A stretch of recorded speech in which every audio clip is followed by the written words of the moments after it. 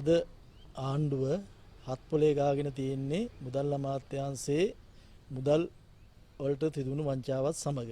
එතකොට ආණ්ඩුව අද මේක වහගන්න විවිධ දේවල් කියන්න පටන් අරගෙන තියෙනවා. මේ වෙනකොට ආණ්ඩුව මහජනතාවට මේක හැකරුවරුන් විසින් කරපු වංචාවක් කියලා ඒත්තු ගන්නන්න ඕනිවට මේ වෙනකොට මාධ්‍ය සාකච්ඡා තියෙනවා. ඒ වගේම මාධ්‍ය තුලින් ජනතාව දැනුවත් කරනවා තමන්ගේ පෞද්ගලික ගිණුම් වල තියෙන මුදල් මේ හැකරුවරුන්ගෙන් ආරක්ෂා කරගන්න කියලා ආණ්ඩුව කියනවා. ඉතින් එහෙම දෙයක් නෙමෙයි මේක වෙලා තියෙන්නේ.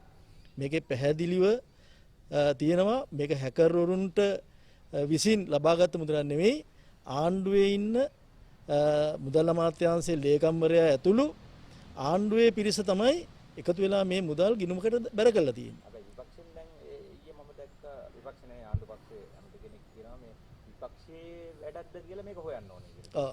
දැන් මේ අය කියනවා මේක මේ විපක්ෂයේ වැඩක්ද කියලා හොයන්න කියලා විපක්ෂයට තමයි හැමදාම දානවා. දැන් ගල්ලංගුරු සිද්ධියේදීත් ඔය වගේම දේවල් වුණා. ඉතින් ගල්ලංගුරු සිද්ධියේදී ඇමතිවරයා අන්තිමට අයින් වුණා.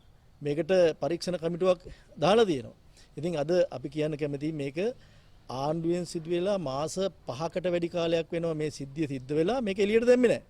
මේක වංචනික ලෙස මේ ලේකම්වරයා මුදල් ඇමතිවරයා ඇතුළු මේ කණ්ඩායම මේකට ප්‍රබලවම වක් කියන්නේ වෙනවා. එහෙම නැතුව මේක හැකරුන්ගේ පිට දාන්න එහෙම නැත්නම් විපක්ෂයේ පිට දාන්න මේක ආණ්ඩුව මොන දේ කරත් ඒක සිද්ධ වෙන්නේ නැහැ. මේ ගැන විධිමත් පරීක්ෂණයක් පවත්වන්න කටයුතු කරන්න ඕනේ. මොකද පාර්ලිමේන්තුවේ තීරින්කාරක සභාවක් හරහා විපක්ෂයට වැඩි මන්ත්‍රී සංඛ්‍යාවක් සමග පාර්ලිමේන්තු තීරින්කාරක සභාවකට ඉදිරිපත් කළා ජනතාවට මේක ඇත්ත හෙළි කරන්න වෙනවා ආණ්ඩුවට. නැතුව ගල්වංගුරු වංචාව වහන්න කටයුතු කර ආකාරයට මේක වහන්නත් දැන් ආණ්ඩුව සූදානම් වෙනවා. ඉතින් ඒක කවදාවත් ඉෂ්ට වෙන්නේ නැහැ. මේ වෙනකොට රටේ සංවර්ධනයක් සිද්ධ වෙන්නේ නැහැ. අද ගොවි ජනතාව ඉන්නේ ඊටාම අමාරුවෙන් ගොවි ජනතාව ජීවත් වෙන්නේ.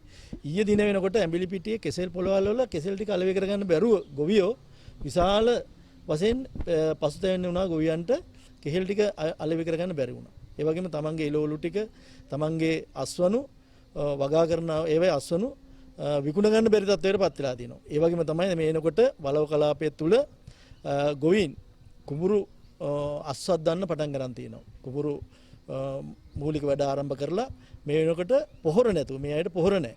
ඒ වගේම තමයි මේ ප්‍රදේශයේ විශේෂයෙන්ම තේ කර්මාන්තයට රුපියල් 15200යි ඊය වෙනකොට පොහොර මිටිය. තේ අක්කරයකට පොහොර මිටිය 8ක් විතර දාන්න ඕනි. ඒතර 15200 ගානේ අක්කරයකට පොහොර යදනවා කියන්නේ ඒ අයගේ ආදායමක් ගන්න ලැබෙන්නේ නැහැ. සියලුම දේවල් පොහොර වලට තමයි මුදල් යොදවන්න ඕනි. ඉතින් ආණ්ඩුවෙන් කියලා සහන ආධාරයක් ලබා දෙන්නේ නැහැ. ආණ්ඩුවේ කුසිකර්මාන්තයේ අද කඩා වැටලා බිඳුවටම වැටලා තියෙන්නේ. ඉතින් ආණ්ඩුව ඉස්සරහට මොනවා කිව්වත් රටේ ජනතාව සතුටින් ඉන්නවා කිව්වත් අද ඒ අයගේ තියෙන ඡන්ද ප්‍රමාණය අද 103ට බහැලා තියෙන ගමේ. ඉතින් මේක නග ගන්න තමයි මේ අය උත්සාහ ගන්නෙ.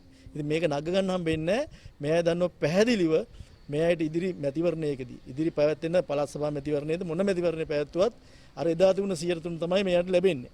ඉතින් එම නිසා මේ වෙනකොට මේ ඉන්න ඇමතිවරු ටික අද විවිධාකාරයෙන් හම්බ කරන්න පටන් ගන්න තියෙනවා. දැන් පහුගිය දවස්වල දැකලා ලාල්කාන්ත මැතිතුමාගේ නිවස. ලාල්කාන්ත මැතිතුමාලා එදා කිව්වේ ඇඹිලිපිටියාම කේල් කන රැයි යනවා, රත්නපුරටාවන් තව මොනවා හරි රැයි යනවා, තේකොළ පැකට් එක දුන්නා. ඒ වගේ කියපු අය අද මන්දිර හදලා තියෙනවා. ඉතින් අද මේ ඊයේ වෙනකොට තව ඇමතිවරයෙක් කියනවා මට තියෙනවා ගම්බිරිස් අක්කරයක් සමන්ත විද්‍යාරත්න ඇමතිවරයා. ඒකෙන් ලක්ෂ 21ක් මේ අවුරුද්දකට එයා ආදායම ලබනවා. ඉතින් ගම්බිරිස් අක්කරයකින් ඕනිම කෙනෙක් දන්නවා ගම්බිරිස් අක්කරයකින් ලක්ෂ 21ක ආදායම ලබන්න පුළුවන්ද කියලා. අද ගම්බිරිස් කිලෝයක් මම ගම්බිරිස් ගොවියෙක් ගම්බිරිස් ව්‍යාපාරිකයෙක්. ඉතින් මම දන්නවා ගම්බිරිස් කිලෝයක් අද රුපියල් 2000යි.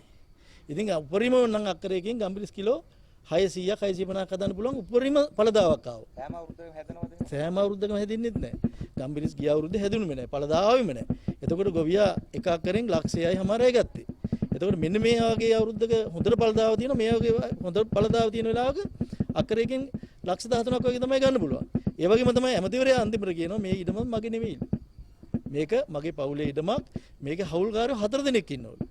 ඉතින් අපිට පේන්නේ මේ අය දැන් හොයාගෙන තියෙන මුදල් එළියට දාන්නේ කොහොමද කියලා බලනවා. තමන්ගේ වච්චම් තමන්ගේ ළඟට අරගෙන ඉස්සෙල්ලා තිබිච්ච දෙමව්පියන්ගේ තිබිච්ච තමන්ගේ කියලා පෙන්නලා දැන් මේ ආණ්ඩුවේ අවුරුදු 1කමාරක් තුල මේ කට්ටිය හොයාගත්ත දේවල් අද වච්චම් බැරකම් ප්‍රකාශ මගින් එළියට දාන්න බැරි නිසා විවිධ දේවල් කියමින් තමන්ගේ වච්චම් මේවා තියෙනවා කියලා හදා ගන්න හදනවා. ඒක තමයි ඇත්ත කතාව. රටේ ජනතාව අද බොහොම අමාරුවෙන් ඉන්නේ තුන් වේල කන්න නැතුව බොහොම අපහසුතාවයෙන් ඉන්න අවස්ථාවක අද මේ ඇමතිවරු එක්කෙනාගේ තියෙන වංචා හොරකම් දූෂණ අද ටිකෙන් ටික එළියට එනවා.